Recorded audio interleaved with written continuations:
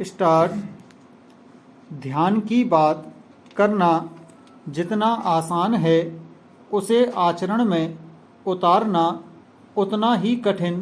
ब्राह्म प्राय घर के बड़े बूढ़े सदस्य और आस पड़ोस के लोग हमें बचपन से ही सिखाते रहे हैं कि ध्यान से सुनो, ध्यान से बोलो, ध्यान से पढ़ो, ध्यान से लिखो, ध्यान से देखो, ध्यान से उठो बैठो, ध्यान से चलो, खाओ पियो। ब्राह्म मतलब सब काम ध्यान से करो। ब्राह्म पर यह क्या कोई वस्तु है जो हमें यूं ही मिल जाएगी? प्रश्न यह है, किस चिड़िया का नाम ब्राह्म? आंख बंद किए साधु संत की तस्वीर देख हम प्राय पूछते हैं कि इन्होंने आंखें बंद क्यों की हैं, तो बदले में उत्तर मिलता है कि ये बड़े ज्ञानी ध्यानी हैं, ध्यान लगाकर बैठे हैं। ब्राह्म किसके ध्यान में बैठे हैं? तो जवाब मिला भगवान जी के। ब्राह्म इस दृष्टांत से यह सीखने को मिला कि ध्यान का मतलब आंखें बंद कर भगवान का स्मरण करना है। ब्राह्म पैरा यही प्रयास जब स्वयं आंख बंद कर ध्यान में बैठने की तो पता चला कि ध्यानावस्था तो दूर, उसके आसपास फटकने में भी हम सफल नहीं हो पा रहे हैं। ब्राह्म आंखें बंद की तो मन ना जाने कहाँ कहाँ डोल आया। ब्राह्म कल्पना लोक में यात्रा करते रहे और जो स्थान आंखें खुली होने पर भी नहीं दिखते थे, जिन्हें देखने की मनाही थी, वे सब भी इधर उधर से आकर आसपास मंडराने लगे। ब्राह्म कुल मिलाकर यह समझ आया कि केवल आंखें बंद कर लेने से ध्यान नहीं लगाया जा सकता है। ब्राह्म पैरा ध्यान आंखें बंद करने से आगे की चीज है। ब्राह्म ध्यान तो जब लगता तब लगता, अभी तो किसी काम में मन भी लगना नहीं शुरू हुआ था। ब्राह्म जिस जिस बात को मना किया जाता, मन सबसे अधिक दौड़ वहीं की लगाता और जो जो काम करने को सौंपे जाते उनमें बिल्कुल नहीं लगता। ब्राह्म मतलब पाठ्यक्रम की किताबें छोड़कर किस्से कहानी में बहुत मन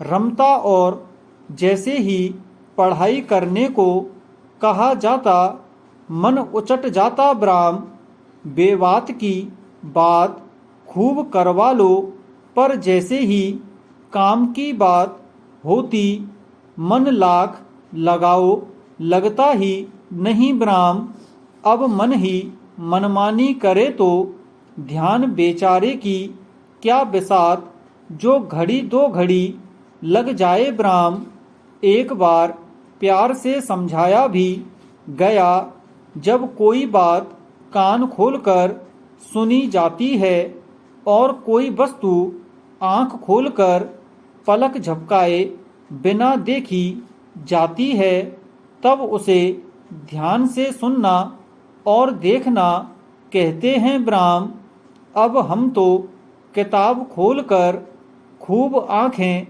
गड़ाए रहते, फिर भी परीक्षा में गोल गोल बड़ा सा अंडा ही मिलता। ब्राह्म यानी खूब कान के पर्दे खोलकर बात सुनो, फिर भी बात अनसुनी रह जाती है, और खूब आंखें खोल खोल कर देखो, फिर भी बहुत सा अनदेखा रह ही जाता है। ब्राह्म पैरा ऐसे में प्रश्न यह उठता है कि कैसे ध्यान से सुना, बोला, पढ़ा लिखा और देखा जाता है। प्रश्न कैसे काम में ध्यान लगाया जाता है। प्रश्न कैसे ध्यान से बात सुनी जाती है। प्रश्न तो वहीं के वहीं अटके रह गए। ब्राह्म किताबी मनोविज्ञान और शिक्षा विषयों ने यह सिखाया कि जब आपकी रुचि और चेतना किसी व्यक्ति, वस्तु, भाव या स्थान में केंद्रित हो जाती है, उसे ध्यान कहा जाता है। ब्राह्म ध्यान और रुचि एक सिक्के के दो पहलू हैं। ब्राह्म जिस काम को ध्यान से किया जाता है उसमें रुचि पैदा होती है और जिन कामों में रुचि होती है उनमें खूब ध्यान लगता है। ब्राह्म किसी वस्तु, व्यक्ति, भाव और स्थान में चेतना का केंद्रित होना ही ध्यान है। ब्राह्म अभी तक तो ध्यान में ही उलझे पड़े थे,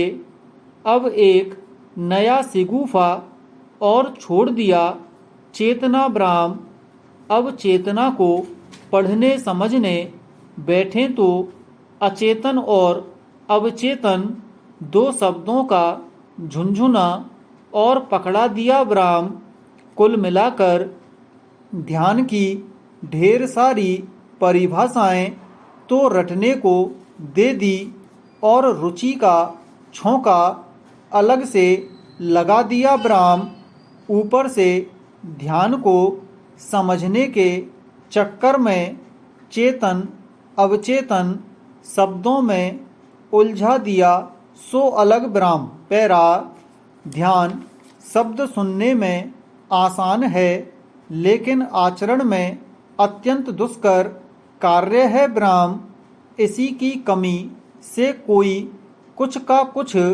बन जाता है। ब्राह्म जो चाहता है वह नहीं बन पाता। ब्राह्म फिर दोष अपने भाग्य को देता है। ब्राह्म हवा दिखाई नहीं देती लेकिन जब हवा का बवंडर उठता है तो धूल के कण अपने आप उस बवंडर के साथ हो जाते हैं।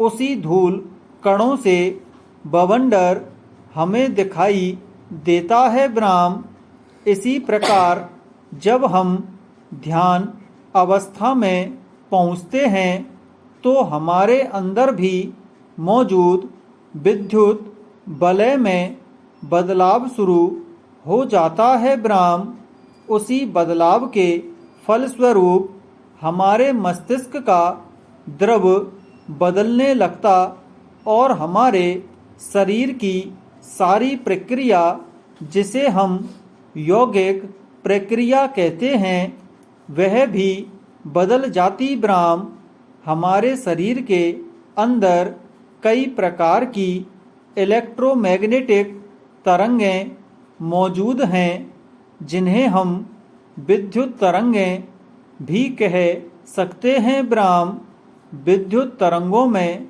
बदलाव होते ही हमारे सारे शरीर की प्रक्रिया धीरे धीरे बदल जाती है। ब्राह्म